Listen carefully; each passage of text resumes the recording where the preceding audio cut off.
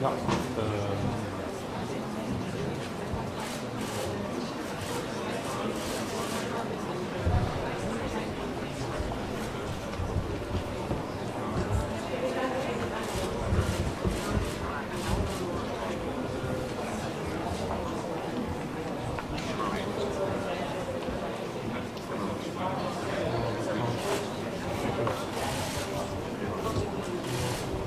don't think so.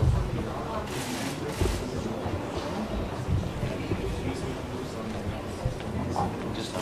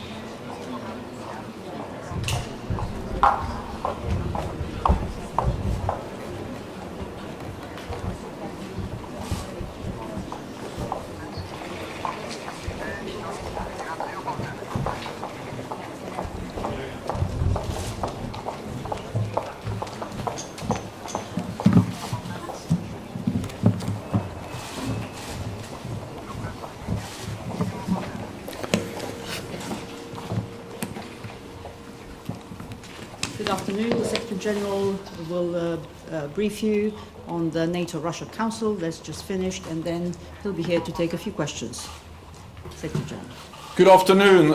I've just chaired a meeting of the NATO-Russia Council, our second meeting this year. Our discussions are not easy, but they are important, especially when tensions are going up.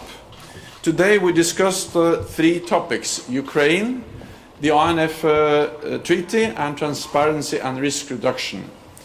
Ukraine remains the first item of discussion. We discussed the security situation in eastern Ukraine, the lack of progress on the Minsk agreements, and the tensions in and around the Sea of Azov.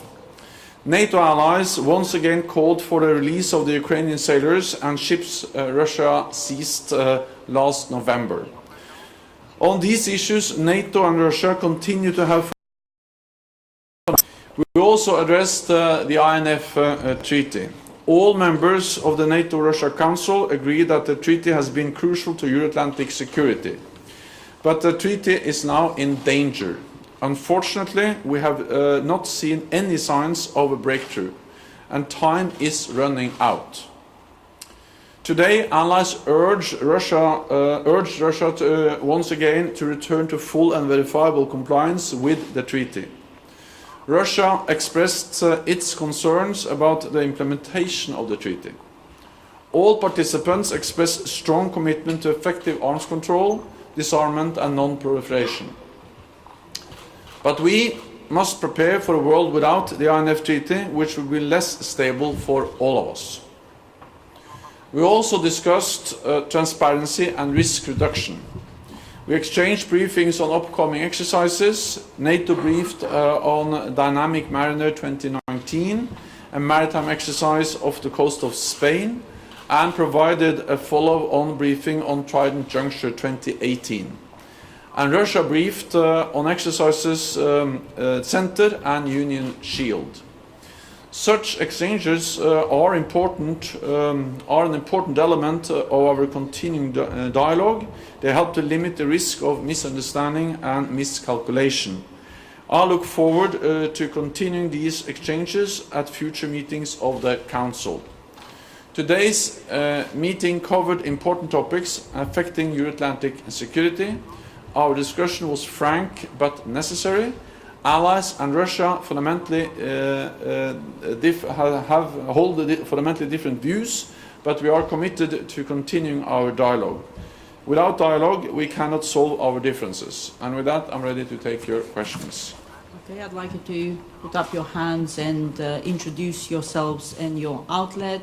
We'll start in the center with NPR Deutsche Welle.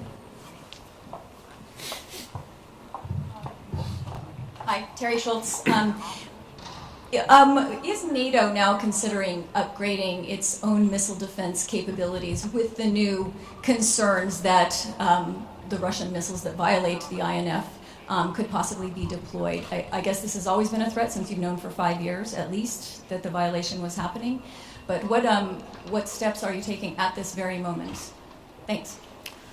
So what we discussed in the meeting today was the importance of saving the INF Treaty, and there is still time to save the treaty. And the treaty can be saved if Russia returns to compliance, and there are still 4 weeks to go before the deadline, the 2nd of August. So the clear message from all the NATO allies in that room was about the importance of saving the INF Treaty, because the INF Treaty is a cornerstone for our security. Then at the defense ministerial meeting of the NATO ministers not so long time ago, we discussed how NATO will respond. And of course, if the treaty is not saved, if Russia doesn't come back into compliance, then NATO will respond. We will respond in a united way, coordinated, defensive, and we have also stated that we are not planning, we don't have any intentions to deploy nuclear missiles in Europe. We will not mirror what Russia does. I will not today go into the different elements of what NATO is considering. Our focus now is to save the INF Treaty. If Russia doesn't come back into compliance, then we will respond, and we will do that in a defensive way. When it comes to the ballistic missile defense, it is not directed against Russia. It is not capable of shooting down Russian intercontinental ballistic missiles. So this is a system which is directed against threats from outside the Euro-Atlantic area, and that's still the case. Okay, we'll go to the lady over here. Please don't forget to introduce yourself. Daria Grigorova with Russian National Television. You now mentioned that Russia has chance to save the treaty, but is there any steps for the United States to take to save the treaty? Because it's the country who withdrew there first. Is there any compromise possible? Thank you. The reason why this treaty is now in jeopardy is the Russian violation. There are no new US missiles in Europe, but there are many new Russian missiles in Europe. And that's the reason why this treaty now is in danger.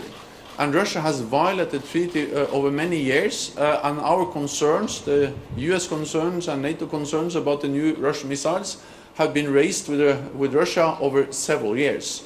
Actually, it was the Obama administration that first raised their concerns about the Russian violation. And we also stated clearly that in the long run there is no way arms control will function, will make us safer if it's only honored by one side. So there is only one reason why this treaty is now in jeopardy, and that is the ongoing Russian violation of the treaty. Since the treaty is not functioning, if it's only respected by one side, all allies have clearly stated that Russia has to come back into compliance, that Russia is violating the treaty, and all allies also supported the US decision to start the withdrawal process, but by doing so we also gave Russia the last chance to come back into compliance, and Russia still has the possibility to come back into compliance because the timeline ends on the 2nd of August. So there is only one way to save the treaty, and that is by Russia coming back into compliance. Okay, Associated Press. Ron Cook from Associated Press. You said in the beginning that you've seen no sign, and I just want to be very clear about that. In this meeting, Russia gave absolutely no signal whatsoever that it's ready to come into compliance. Did it perhaps offer any other way of resolving the standoff here? No, we didn't see any sign of Russia being willing to come back into compliance with the INF Treaty. And again, the facts on the ground, that's the problem. The problem is that there are new missiles, nuclear capable, intermediate range missiles in clear violation of the INF Treaty, which has been developed, field deployed by Russia over the last years, and they have shown no sign, declared no intention of withdrawing or destroying these missiles. It is possible to do that within a very short period of time. Back in 1987, Russia was able to destroy cruise missiles, intermediate range cruise missiles, within a few weeks. So it is possible, if they will, they can start now to comply with the treaty and then also save the treaty. And it is possible to do it in a few weeks because that has happened before. Okay. Europa Press, just behind the cameras. Secretary General, it seems that the treaty will not be saved by what you're just saying. So how do you expect for the 2nd of August? Will there be an extra NAC meeting from the Allies, maybe to see if it's possible to take some of the measures forward? And what would you see as the first priorities? And I would like to ask you, what does this mean in reality for arms control? And especially for the prospects of being able to renovate the New START treaty. Are we not de facto going down a new arms race? Thank you. This is very serious for arms control, partly because the INF Treaty is a cornerstone, is a landmark treaty. So the INF Treaty in itself is of great importance, and the fact that this treaty is now in jeopardy and the time is running out for saving the treaty, of course, is extremely serious for arms control. Because the INF Treaty didn't only reduce the number of missiles, but actually it banned the whole category of missiles, all the intermediate range missiles. So that is serious. But it's also serious because, of course, it undermines the credibility of other treaties. And that is also one of the reasons why the United States and NATO has to react. Because if we accept that the INF Treaty is violated with impunity, with zero consequences, then we undermine the trust and the credibility of all other arms control agreements. So the Russian violation of the INF Treaty is not only a problem for the INF Treaty, but it's also a problem undermining the trust of the other agreements we have with Russia on arms control. So that's also the reason why it is important to react, because to uphold the credibility of arms control, we need to react when treaties, arms control is violated. Well, our focus is still on saving the treaty. Of course, I admit that the likelihood of saving the treaty is going down day by day as we approach the 2nd of August deadline. But until the 2nd of August, our focus will be on calling on Russia to return to compliance, because that's the only way to save the treaty. To adhere to the treaty is the only way to save the treaty. We have already discussed potential measures, and of course we have different measures we can take if Russia doesn't come back into compliance. That was one of the main topics at the latest defense ministerial meeting just a week ago. Last week. Some of them can be implemented quite quickly, others will take more time, but of course we have to react, partly to send a clear message to Russia that they cannot violate arms control without cost. It has a consequence when they break a treaty. And second, we have to make sure that we continue to deliver credible deterrence and defense, also in a world without the INF Treaty and with more Russian missiles that can reach European cities within minutes, that reduce the threshold of any potential use of nuclear weapons in a conflict, and which are dual capable, hard to detect, and mobile. So therefore, they are of great concern for all European NATO allies. Okay, we have Georgian TV.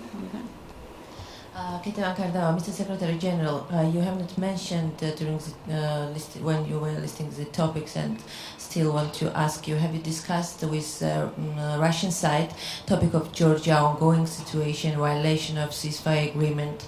Next month in August there is 11 years already after Russian-Georgian war, and this week there was a Geneva talks, and after the talks Deputy Foreign Minister Grigory Karasin again said that they don't want to see Georgia in NATO. Thank you. It was raised during the meeting the issue of that Russia has deployed troops in neighboring countries without the consent of the country. We see that, of course, in Ukraine we have illegally annexed Crimea, and there is still direct Russian support to the separatists in eastern Ukraine. We see it in Transnistria, and of course we see it in parts of Georgia. And NATO has many times expressed our strong support to Georgia, the territorial integrity of Georgia within its international recognized borders, and of course the presence of Russian troops in parts of Georgia is a clear violation of the territorial integrity of Georgia. We support all efforts to try to find a political negotiated solution to the crisis.